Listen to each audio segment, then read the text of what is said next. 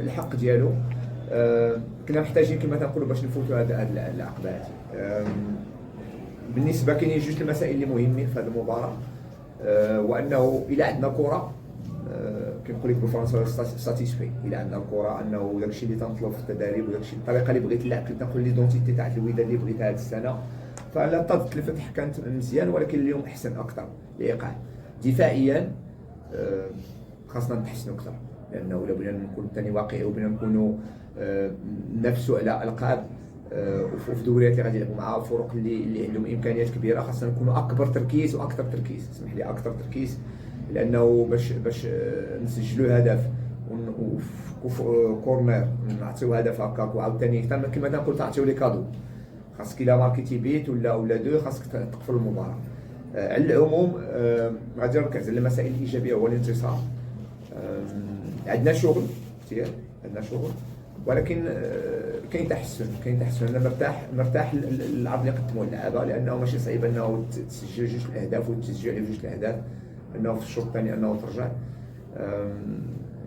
بالنسبه لنا النتيجه هي اهم حاجه صراحه. بالنسبه لي اهم حاجه الطريقه، كما قلت لك بالكره مزيان، دفاعيا نحاولوا نحسنوا ان شاء الله.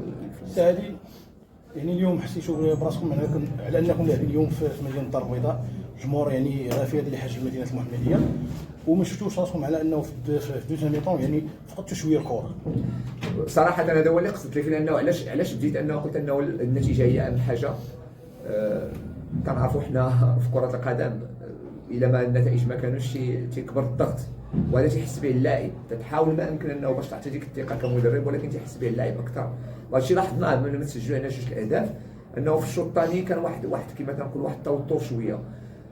ولكن هذاك الشيء اللي قصدت لك، انه باش يرجعوا في المباراه وحاولوا يتمسكوا في الاعصاب ديالهم ويسجلوا هدف، انه هذا جيت ايجابيه. حنا محتاجين لهذه الثقه في هذا الوقت هذا. تنهدي هذا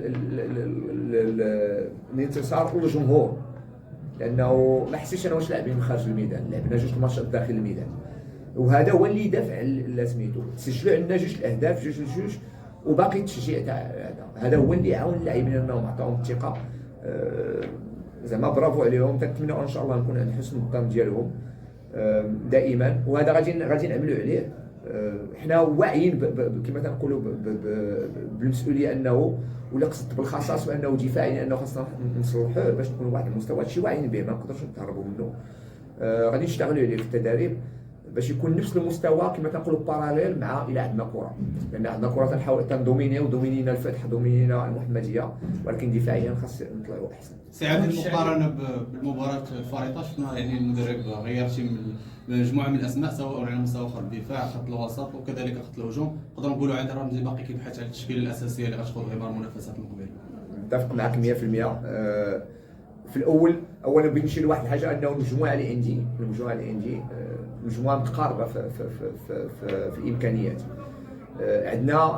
عندي جوج المسائل اللي مهمين نشير لهم، انه لازم تكون واحد الفريق اللي هو كما تنقولوا عنده لي زوتوماتيزم، هذيك معروف عليها.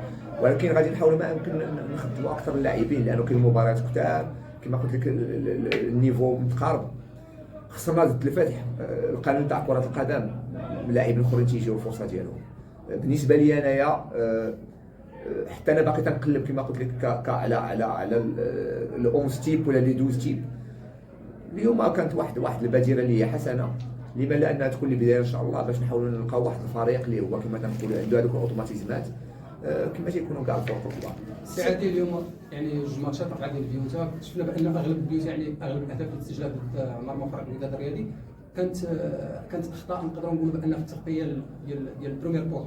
يعني واش كتشوف بان الخلل هذا خاص الوداد يشتغل عليه، ولا مساله يعني عاديه؟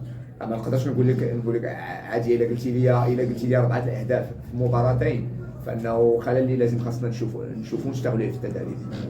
خاص الواحد يتحمل مسؤوليته. انا كمدرب كما قلت لك مسؤول على انه الفريق ديالي نعاونو. انا ما عادش نقول لك هذا اللعاب دار هذا اللي ديفو ولا هذا اللعاب ماشي في هذا المستوى. لا، انا قلت بانه عندي الثقه في المجموعه ديالي. انا هنايا باش نعطيهم واحد طريقه اللعب هجوميا ودفاعيا اللي تعاونهم.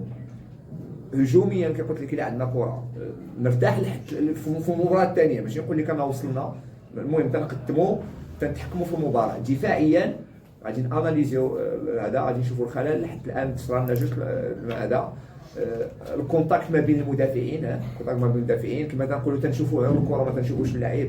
هذو مسائل اللي غادي نشتغلوا عليهم.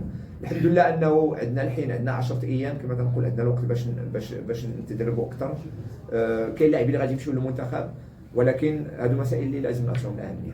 كوتش هادو 5 الماتشات رسميين، شنو باقي الاماكن ديال الخصاص اللي باقي اللي تتقلبوا عليهم في الفريق الوداد الرياضي؟ لا بالنسبه انا قلت لك بانه قلتها دائما باش عاوتاني ما نقولوش الهضره هذا. انا بالنسبه لي انا بغيت نركز على الشغل ديالي كما نقول لك، انه المجموعه اللي عندي فيها الثقه ديالها، عندي الثقه هذا. حتى ماشي مجامله للاداره، انا السيد الرئيس السي سعيد انه عندنا واحد الاتصال اللي هو يومي وتيوفر لي هذاك الشيء اللي انا بغيت.